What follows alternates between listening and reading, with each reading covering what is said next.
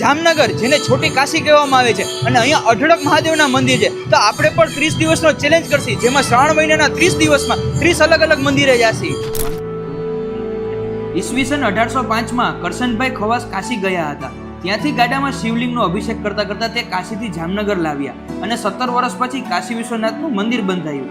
જામનગરમાં એક જ એવું મંદિર છે કે જેમાં તમે 4 દિશામાંથી દર્શન કરી શકો છો.